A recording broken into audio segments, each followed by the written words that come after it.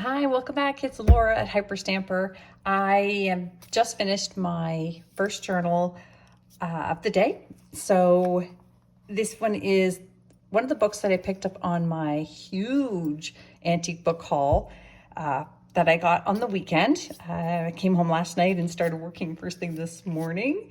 And so this is a very old edition of Robinson Crusoe, and the cover is beautiful.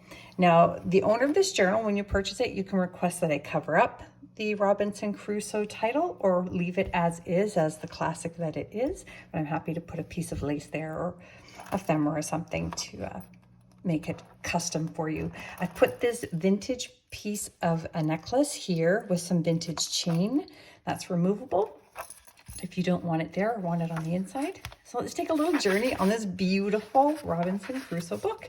This marbled page here came out of a book from the 1800s that had totally disintegrated, but I love the marbled pages. So there's one here, and it flips open, so you can also journal here and here on the original inside cover. I've got some tea-dye pages in here, but everything else is authentic, antique, and vintage ephemera.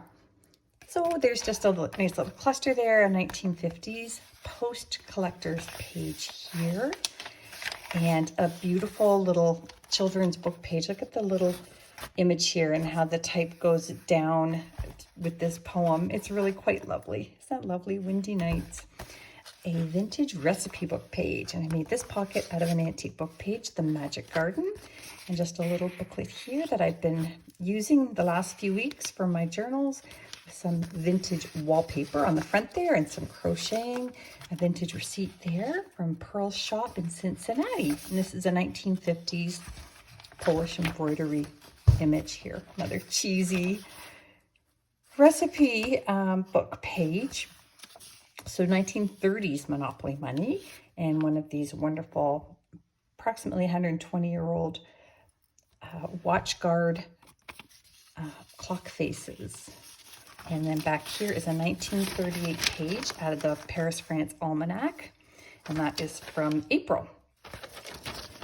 And if you want to replace this with one that has a date that's more meaningful to you, maybe a birth date or an anniversary or for somebody else, just let me know when you purchase it and I can change that date out for another one. Ooh, what else do we have here? Children's book page again with those beautiful hard fuzzy pages that they used in the 20s. I did some hand stamping on my tea-dyed pages there and just turned this antique page here into an envelope for journaling. Oh, this is a funny one. This is from a sort of a home economics book. And this is on how to be a good mother. And then this is an antique book page here. I did not age that artificially. That's how it was aged. And I made this cute little journaling tag out of a vintage stamp collector's book page and a piece of antique book. And this is a 1957 accounting ledger page here. And I really love the hand stamp numbers in the corner. There's a vintage song sheet here. And this is a beautiful piece of vintage cross stitch. Isn't that a pretty flower? And it's on the softest cotton. So I just adhered that inside. I adhered this antique book page here to give you more journaling space on top of that. This is actually the cover of a how to watercolor vintage book. So it was a lovely image on the cover. So it's quite hard and you can do your own collaging on there if you like to do that.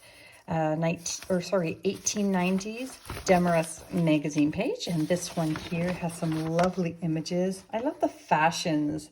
They're so stunning. We've got some dogs on this time and a little story about Valentine's Day down in the corner. And then we've got Jump Ahead, 60 years, and we've got a 1950s Knits Are Casual, Comfortable, and Practical page with wonderful full color images on the back, because that's how all women look when they play tennis, golf, and bowling, right? Sure, let's go with that. Okay, the other side of that wonderful ledger page, I made this out of a French to English dictionary, or the other one, I forget. I'm too lazy to look hard. Okay, this is also from a 1856 book on horses, How to Care for Horses, and it had a blank page, so I just slipped that in there to journal on. I like to any extra space for journaling. Sorry, some of the glue is just stuck here because I did just make this. I couldn't even wait for the glue to dry. Just a journaling card here. This fell out of a Paris, France almanac from 1934, and somebody had written in the date here, 29 June 1934, and it's the answers to the crossword puzzle. Isn't that great? I thought that was really cool. So instead of throwing it out, I just thought that it would be fun to include that almost 100-year-old crossword puzzle there. More blank pages for you, and this is from the 1955 American Highways Road Map book. And this is a vintage Birdwatcher's log book page that I did a little tea dyeing to. Children's book page here, and a children's craft book here. Look at how wonderful that is. I just love the illustrations here. Look how sweet that is. That's so lovely. And another hummingbird. Hummingbird page there. And then more road maps from that wonderful magazine. And this one is New York, Eastern New York. More tea-dyed pages for journaling, 1950s Theater World magazine page. And this is from a very old antique how to type book. And I just turned it into a journaling card. And it's tucked into this corner tuck that I made out of antique crochet doily. Just a wonderful old magazine page here with some lovely images. A 1920s children's book page here, Moon Song. And then this is the spine from an antique book, the interior spine. And this is just a very old couple of blank pages that I'm just going to pull them apart there, that they're going to go inside here for you to journal on. One there, and the other ones are here. There we go. That was from a French book. There we go. Tuck that in there. Another wonderful children's image here. Goats. And this is just a postcard from 1946. That would have just been from the Eaton's Company. That was a very popular store in Canada. And a 1926 blank journaling ledger page. And a vintage games card, and this beautiful postcard from 1911.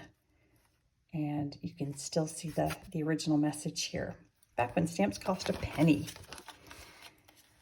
And a lovely little page here. I put some more of that hand typed from a typewriter page on top, just to give you extra writing space.